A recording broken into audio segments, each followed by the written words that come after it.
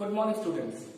मैं Ashutosh Gupta, assistant professor, department of biotechnology, Pentium point technical college, Rewa, Madhya Pradesh. Dear student, Pentium point technical college management ने इस lockdown में online class शुरू की है, जिससे आप सभी को घर बैठे आप अपनी पढ़ाई कंटिन्यू रख सकें, सरकार द्वारा जारी निर्देशों का पालन कर सकें। इस कोविड-19 में खुद को सुरक्षित करने के लिए मास्क और सैनिटाइजर का उपयोग आप सभी जरूर करें। जैसा कि हमारा ये टॉपिक है databases and there types. Important ये है कि पहले हम ये जानें कि इन डेटाबेसेस को हमें पढ़ना जरूरी क्यों है। ये जो डेटाबेस हम पढ़ रहे हैं, बेसिकली ये हम बायो इन्फॉर्मेटिक्स में पढ़ रहे हैं। बायो इन्फॉर्मेटिक्स एक ऐसा सब्जेक्ट, एक ऐसी इंटर डिसिप्लिनरी ब्रांच जिसमें computer science, mathematics, statistics, engineering, इन सभी सब्जेक्ट को कंप्यूटर साइंस के साथ मर्ज करके एक सब्जेक्ट बनाया गया है बायो इन्फॉर्मेटिक्स। और ये सभी सब्जेक्ट इसलिए मिलाए गए हैं ताकि बायोलॉजिकल प्रॉब्लम्स को सॉल्व किया जा सके। ये एक ऐसी स्ट्रीम है जिसे बायोलॉजिकल प्रॉब्लम्स को सॉर्ट आउट करने के लिए, बायोलॉजिकल रिकॉर्ड्स को, बायोलॉजिकल इंफॉर्मेशन को प्रॉपर वे में सही तरीके से स्टोर करने के लिए यूज किया जाता है। बायोलॉजी में कई प्रकार की प्रॉब्लम्स होती है। साइंटिस्ट, रिसर्चर्स हर रोज अपने नए एक्सपेरिमेंट में कुछ न कुछ नई इंफॉर्मेशन प्राप्त करते हैं। तो उस इंफॉर्मेशन को स्टोर करने के लिए यदि हम पेपर, कॉपीज, इन सब का इस्तेमाल करें, तो आप इस बात को बहुत अच्छे से समझते हैं कि पेपर कॉपीज एक समय तक ही रह जाते हैं। उसके बाद उनके पेजेस खराब हो जाने की वजह से वो सारे की सारी इंफॉर्मेशन भी पूरी तरीके से खत्म हो जाएगी, और उस इंफॉर्मेशन के खत्म होने के कारण आने वाली जनरेशन को इसका फायदा नहीं मिल पाएगा। इसलिए यह जरूरी है कि आज की फाइंडिंग्स को आने वाली जनरेशन के लिए सुरक्षित करना होगा, ताकि हम रिसर्च को और आगे बढ़ा सके, नई से नई चीजों को खोजे जा सके। आप सभी देख रहे हैं कि पूरा विश्व आज कोविड-19 कोरोना वायरस से बहुत ज्यादा परेशान है। इस वैश्विक महामारी में हर देश यह कोशिश कर रहे हैं कि वो इस कोरोना वायरस के लिए कोई वैक्सीन डेवलप कर सके, इस बीमारी के लिए कोई वैक्सीन बना सके।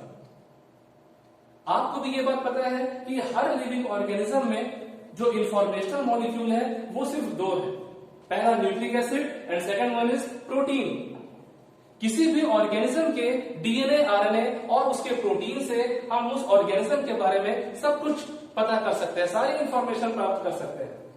लेकिन उस इंफॉर्मेशन को सुरक्षित रखना भी उससे बड़ा काम है, क्योंकि आज की खोजी हुई फाइंडिंग्स ही हमारे भविष्य में काम आएगी।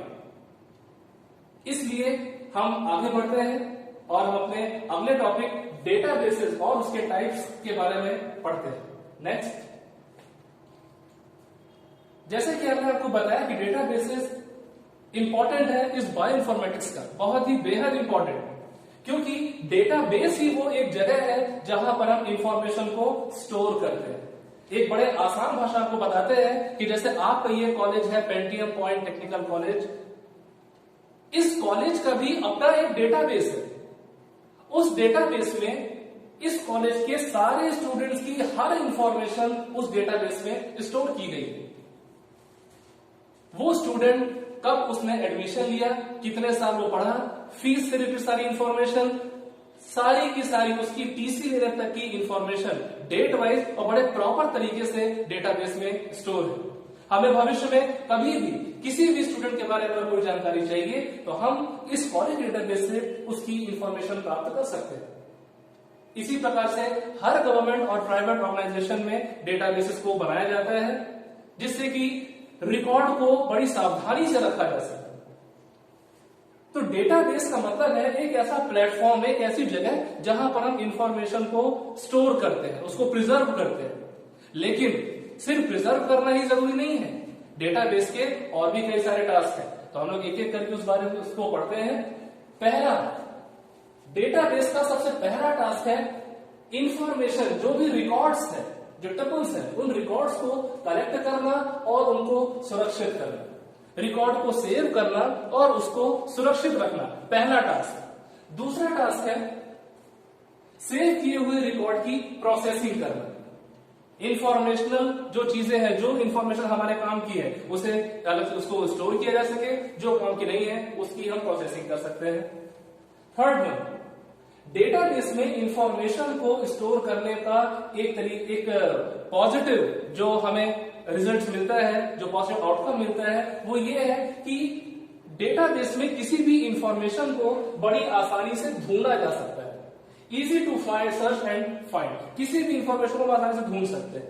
अगर डेटा को प्रॉपर तरीके से स्टोर ना किया जाए तो हमें उसे ढूंढने में बड़ी प्रॉब्लम्स होती है। जैसे किसी भी लिस्टिंग को यदि हम अल्फाबेटिकली करते हैं तो अल्फाबेटिकली अगर कोई ऑर्डर में अरेंज है हम उसे ढूंढने में आसानी होती है, लेकिन अगर वो अल्फाबेटिकली ना हो, रैंडम हो, तो हमें बहुत टाइम लगेगा, हमारा समय भी जाएगा और हमारी मेहनत भी। लेकिन ये हमने बायोइन्फॉर्मेटिक्स में हमने कंप्यूटर का इस्तेमाल किया है, कंप्यूटर के टूल्स का इस्तेमाल किया है, कंप्यूटर के सॉफ्टवेयर का इस्तेमाल किया है। यहां पर भी हमने डेटाबेस को बनाकर इंफॉर्मेशन को, रिकॉर्ड को स्टोर किया है ताकि उस इंफॉर्मेशन को आसानी से ढूंढा जा सके। नेक्स्ट, उस डेटा को एक स्टैंडर्ड वे में रिप्रेजेंट किया जा सके। तो ये डेटाबेसेस के कुछ खास टास्क हैं। एंड फाइनली उस डेटा को इस प्रकार से ऑर्गेनाइज करना कि वो एक नॉलेजेबल फॉर्म में रिप्रेजेंट किया जा सके। मींस इंफॉर्मेशन को, रॉ डेटा को डेटाबेस में भर दिया गया, स्टोर कर दिया गया। अब वो डेटाबेस उस इंफॉर्मेशन को प्रोसेस करेगा और सही तरीके से एक प्रॉपर वे में उसको रिप्रेजेंट करेगा ताकि यूजर को उस डेटा को रिट्राइव करने, प्राप्त करने में ज्यादा प्रॉब्लम्स ना हो, हम किसी भी इंफॉर्मेशन को बड़ी आसानी से ढूंढ लें। जैसे आप गूगल में देखिए, गूगल भी एक प्रकार का डेटाबेस है, सारी इंफॉर्मेशन उसमें स्टोर की हुई है। हमें तो हमारी जो क्वेरी होती है वो हम गूगल में एंटर करते हैं और गूगल हमें उसका रिजल्ट हमें विद इन अ सेकंड, बहुत कम समय में हमें वो प्राप्त करा देता है। नेक्स्ट, डेटाबेस के बारे में थोड़ा सा आगे बढ़े तो डेटाबेस के भी कुछ प्रकार होते हैं, कुछ टाइप्स, जिनमें से पहला type flat file database, second one relational database and last object oriented database. एक एक करके हम डेटाबेस के बारे में पढ़ते हैं। नेक्स्ट, पहला है फ्लैट फाइल डेटाबेस। जैसे कि मैंने आपको बताया कि डेटाबेस का मतलब ही है, उद्देश्य है कि इंफॉर्मेशन को स्टोर करना, रिकॉर्ड को प्रिजर्व करना। लेकिन रिकॉर्ड को प्रिजर्व करने का तरीका भी अलग अलग है। उन्हीं तरीकों के आधार पर ये तीन अलग अलग प्रकार के डेटाबेसेस हैं, जिनमें से पहला है फ्लैट फाइल डेटाबेस। ये डेटाबेस भी देखिए रिकॉर्ड को कलेक्ट करता है, लेकिन इस डेटाबेस में जो रिकॉर्ड को स्टोर किया गया है, प्रिजर्व किया गया है, उसका जो प्रेजेंटेशन है वो अलग तरीके से होता है। फ्लैट फाइल में रिकॉर्ड को रिप्रेजेंट करने के लिए कई सारी डेटा फील्ड्स होती है। इंफॉर्मेशन उन डेटा फील्ड्स के द्वारा रिप्रेजेंट होती है। यूजर डेटा फील्ड्स द्वारा उस इंफॉर्मेशन को प्राप्त कर सकता है। ये एक प्रकार की रूडिमेंट्री डेटाबेस है जिसमें हम एक ही सेम इंफॉर्मेशन को एक ऑर्डर्ड वे में हम रिप्रेजेंट करते हैं। एक उदाहरण हम आपको उसका बताते हैं। नेक्स्ट, जैसे कि ये एक इमेज है, इस इमेज में ये बताया जा रहा है कि किस प्रकार से फ्लैट फाइल में रिकॉर्ड को स्टोर किया गया है। ये पहली इंफॉर्मेशन है, पहला रिकॉर्ड है, जिसमें पहले में डेटा फील्ड्स है, cell stock, species, plasmid, experiment का नाम, फ्रीजर का नाम, बॉक्स और ग्रिड। ये पूरी एक कंप्लीट रिकॉर्ड है। एक ये है, सेकंड ये है, थर्ड। तो ये हमारी है डेटा फील्ड्स, और इन डेटा फील्ड्स के आगे इनका इंफॉर्मेशन जो है वो इंफॉर्मेशन स्टोर की हुई है। नेक्स्ट है हमारी रिलेशनल डेटाबेस। इस डेटाबेस में भी इंफॉर्मेशन को स्टोर किया जाता है जैसा कि फ्लैट फाइल में किया गया है, लेकिन इस डेटाबेस में इंफॉर्मेशन को, रिकॉर्ड्स को, जो डेटा है उसको स्टोर करने का तरीका अलग होता है। फ्लैट फाइल में जहां डेटा फील्ड्स होती है, इस डेटाबेस में जो इंफॉर्मेशन है, जो रिकॉर्ड है, वो टेबुलर फॉर्म में रिप्रेजेंट किए जाते हैं। यहां पर टेबल्स के रूप में इंफॉर्मेशन को स्टोर की जाती है। नेक्स्ट, इसका भी हम आपको एक एग्जांपल दिखाना चाहते हैं। ये देखिए, इसमें यहां पर उसी इंफॉर्मेशन को ऐसा डेटा फील्ड्स की जगह पर एक टेबुलर फॉर्म में बना दिया गया है। सेम वही हेडिंग्स है, वही कॉलम्स है, लेकिन यहां पर इंफॉर्मेशन को रिप्रेजेंट करने का जो तरीका है वो अलग हो गया है। यहां पर टेबुलर फॉर्म है, सेल स्टॉक, एक्सपेरिमेंट, प्लाज्मिड, इसको एक टेबल के रूप में बना दिया गया है। ये रिप्रेजेंटेशन है, इस इंफॉर्मेशन का प्रेजेंटेशन है। नेक्स्ट जो हमारा लास्ट है वो है object oriented database. Object oriented database flat file और रिलेशनल डेटाबेसेस की तुलना में काफी ज्यादा पावरफुल होता है। ये बड़ी आसानी से, बड़े सिंपल तरीके से, सिंपल वे में इंफॉर्मेशन को, रिकॉर्ड को रिप्रेजेंट करता है। एग्जांपल में हम देखें नेक्स्ट, इसमें जो ऑब्जेक्ट ओरिएंटेड डेटाबेस है, इसकी जो मेन यूनिट है वो है क्लास। हम हर इंफॉर्मेशन को क्लास के अंतर्गत हमें सारी इंफॉर्मेशन मिल जाती है। ये हमारे 3 प्रमुख डेटाबेसेस हैं। इनके अलावा भी इंफॉर्मेशन को स्टोर किया गया है। 3 प्रमुख है और इन डेटाबेसेस की 2 और अलग कैटेगरीज है, लेकिन उनका जो बेसिस है वो अलग है, वो डिफरेंट है। Next, primary and secondary database. Primary database हम उन डेटाबेसेस को कहते हैं जिनमें रॉ इंफॉर्मेशन को स्टोर किया जाता है। मतलब किसी भी ऑब्जेक्ट, किसी भी माइक्रो ऑर्गेनिज्म, किसी प्लांट्स, एनिमल, किसी भी लिविंग ऑर्गेनिज्म के बारे में जो भी इंफॉर्मेशन है, उस सारी की सारी इंफॉर्मेशन को इस प्राइमरी डेटाबेस में स्टोर कर दिया जाता है, प्रिजर्व कर दिया जाता है। और सेकेंडरी डेटाबेस वो डेटाबेस होती है जो हमें प्राइमरी डेटाबेस से हम डिराइव करते हैं।